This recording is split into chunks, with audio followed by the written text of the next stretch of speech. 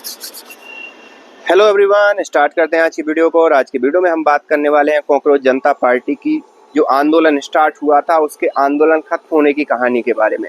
तो अभिजीत दीप्ते साहब वहां से आते हैं, अमेरिका से एक पूरा षड्यंत्र रचते हैं, एक प्रकार से प्रपंच रचते हैं कि कॉकरोच जनता पार्टी हम खड़ी करने वाले हैं और भारत के अंदर भी हम जेएनजी का प्रोटेस्ट चालू करवा देंगे।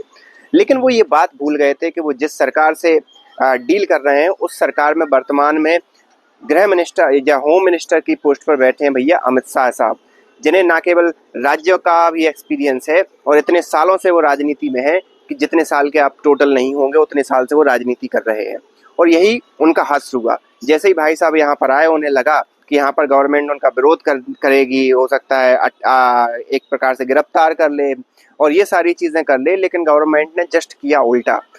उन्होंने जैसे ही अभिजीत दीप्ते दिल्ली पर आए उनके लिए ना केवल परमिशन दे दी जंतर मंतर पर प्रोटेस्ट करने की, बल्कि उनके लिए सुरक्षा भी दी कि अगर मान लो एयरपोर्ट पर किसी प्रकार से उनके साथ दुर्घटना हो जाती है तो वो डायरेक्टली ब्लेम किस पर जाएगा, गवर्नमेंट पर जाएगा।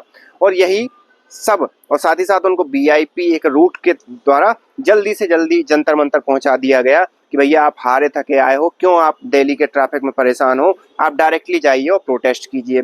लेकिन इन लोगों की जो प्लानिंग थी वो अलग थी। और इनकी प्लानिंग अगर आप देखना हो तो इससे समझिए कि जो पुलिस स्टेशन थी जंतर मंतर के नियरेस्ट, वहां पर कई लोग इनके आम आदमी पार्टी के कार्यकर्ता और अलग अलग लोग पार्टियों की, जो विपक्ष की पार्टी मोस्टली जो कम्युनिस्ट पार्टी के लोग थे, वो वहां पर खड़े थे कि भाई अगर पुलिस परमिशन नहीं देगी तो सीधी सी बात है हम हल्ला हुड़दंग कर देंगे। और वहां पर लोग खड़े रहे।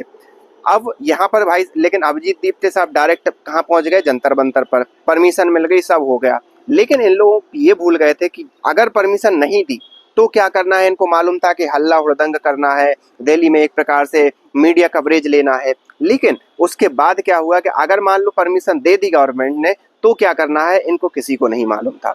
और उसका परिणाम ये हुआ कि ये पहुंच गए समय से जंतर मंतर पर और इनके गिने चुने मुश्किल से 50 लोग भी नहीं थे जो इनके समर्थन करने आए थे। लेकिन आप दूसरा क्वेश्चन पूछोगे कि वहां तो 50 से ज्यादा लोग दिखाई दे रहे थे। तो जितने भी 50 से ज्यादा लोग आपको दिखाई दे रहे थे वो या तो फ्री थे इसलिए आ गए थे या फिर मीडिया के पर्सन थे। तो ये आप मान के चलिए कि वहां पर सिर्फ और सिर्फ इनके 50 लोग थे, 50 से ज्यादा लोग नहीं थे। और फिर बाद में अब इनको समझ में नहीं आ रहा था कि आगे आगे आखिरकार आगे किया क्या जाए, क्योंकि ना तो मीडिया कवरेज मिल रहा था, ना किसी प्रकार का गवर्नमेंट ने हुड़दंग किया। तो उसका परिणाम ये हुआ कि इनके पास ना तो स्पीच थी ना कुछ था। तो इन्होंने 2-3 घंटे तो चाय एक प्रकार से जूस पिया, ये सब किया, तो बच गया एक। लेकिन एक के बाद भी फिर सोनम वांगचुक साहब आए, उन्होंने कुछ अपना भाषण दिया। लेकिन उसके बाद किया क्या जाए, उसके बाद कैसे आखिरकार क्योंकि लोग हैं नहीं, आप गिने चुने 4 लोग हो, आप मीडिया वाइड दे रहे हो एक छोटे छोटे यूट्यूब अलग अलग डिफरेंट चैनल्स को, तो आगे किया क्या जाए। तो इनके माइंड में जो था कि कुछ समझ में नहीं आ रहा था। उसका परिणाम ये हुआ कि 3 बजे इनने बोरिया बिस्तरा उठा के चले गए और अभिजीत दीप्ते साहब ने इस प्रकार के नाटक किया, या तो ये कह लें कि भाई उनकी हालत बहुत खराब हो रही और ऐसा वैसा, और इस प्रकार से करके उन्होंने आंदोलन को खत्म किया। और बाद में फिर आप कुछ भी बाइट देते रहो, आपका षड्यंत्र पूरी जनता जानती है। तो इन सब चीज़ों से एक चीज़ तो क्लियर हुई कि भारत की जनता नेपाल बांग्लादेश की जनता के साथ जैसी बेवकूफ़ नहीं है। और उसका सबसे बड़ा कारण ये है कि वर्तमान गवर्नमेंट जो काम है वो अच्छे से कर रही है, लोगों को बता के कर रही है, और लोगों को ये दिखाई दे रहा है जमीनी स्तर पर वो सारा काम, कि आज की डेट में अगर कोई भी भारत के लोगों को बरगलाने के लिए आ जाए तो वो वहाँ पर सक्सेसफुल नहीं होगा। आप इस बारे में क्या सोचते हैं, आप हमें कमेंट करके बता सकते हैं। मिलते हैं नेक्स्ट वीडियो में, तब तक के लिए थैंक यू।